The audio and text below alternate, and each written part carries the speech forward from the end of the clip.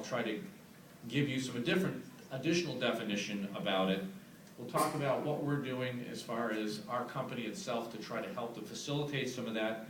And I think Kathleen did a great job talking about the universal transfer form, but I've got a couple of other components to as well talk about there. Okay, so let's talk about some of the priorities.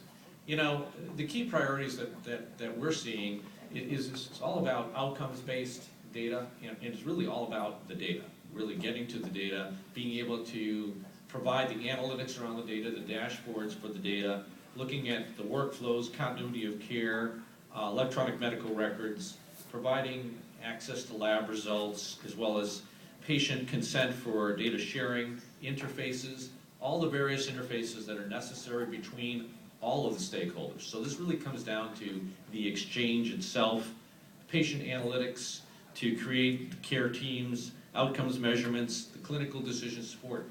And so the point, however, that I'm going to, as well, when I start getting through and working through my presentation, is we have a lot of this data is siloed today.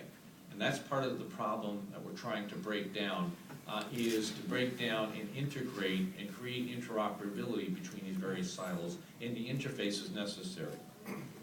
All right, so here we start talking about some of the challenges that are faced by healthcare stakeholders. So we still have got all the various stakeholders here. We've got manual paper trails. We've got lack of clinical systems. We've got interoperability nightmares between all these, because you know what? I go into hospitals today, and I have one major hospital system that I'm aware of has 150 different interfaces between all its various systems to try to communicate data between them.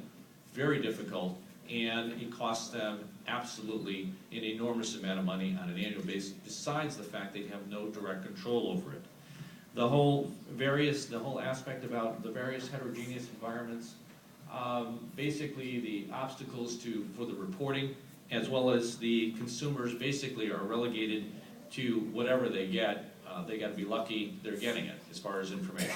So all the issues that we currently have in the system today.